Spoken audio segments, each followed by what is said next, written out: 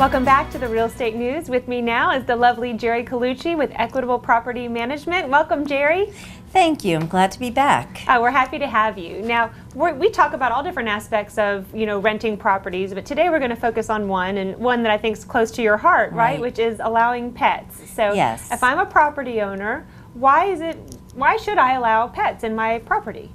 Well, one of the primary reasons is because at least 60% of households in the United States own a pet of some kind. So if you say, no, I don't want a pet in my house, what ends up happening is you cut back to 40% on your response rates. So it is much better to say, pets are negotiable, and then we decide between the homeowner and myself what kind of pet they want in the house.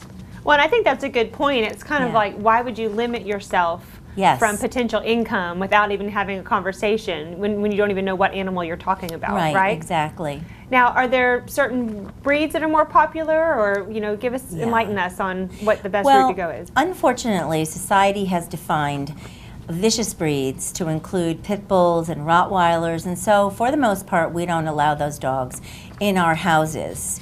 However, then there are Labrador Retrievers and Chihuahuas, those kinds of dogs. So we do restrict only vicious breeds, and then the rest of the restriction is based on what the owner feels comfortable with. Maybe they just want a lap dog, or they love Golden Retrievers and they'll take a Golden Retriever. But whatever is the case, we negotiate it with the owner, and then we always take an additional pet deposit on top of the regular security deposit. So we have enough money usually to cover if there are any damages.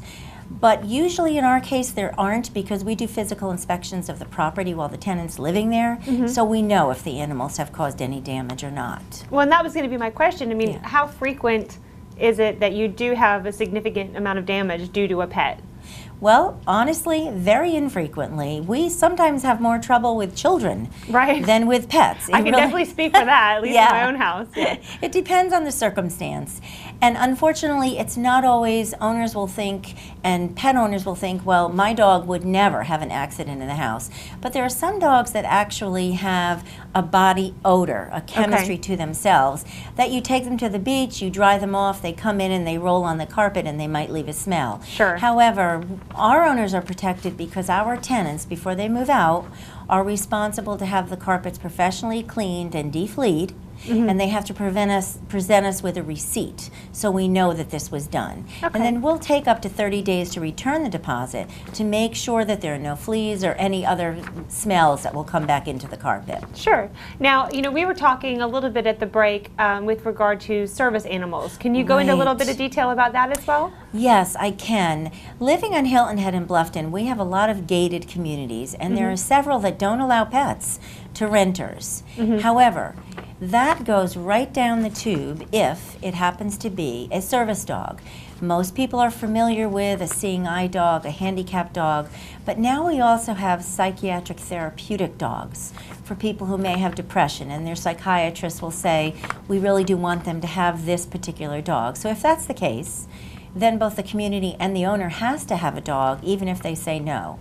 And the way that we verify the necessity of the dog is we will require the MD to give us a letter saying that this is a health-related therapeutic animal, and we'll get information from the vet so that we know that the animal has been vaccinated. So we cover all our bases to make sure that this pet is actually a therapeutic pet. Well, and I would say, again, it just gives you, if you're a property owner that's looking to rent, you would want to have as many options as possible as far as renters go, and wouldn't want to limit yourself in that way. And we do the best that we possibly can, and out of the 200 and some odd rentals that we have, maybe we have 1 or 2 or 3 problems with animals, but for the most part we don't.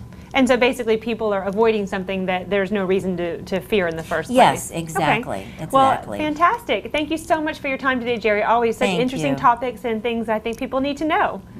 Thank you. Have a good day. We'll see you again soon. All right. Bye-bye.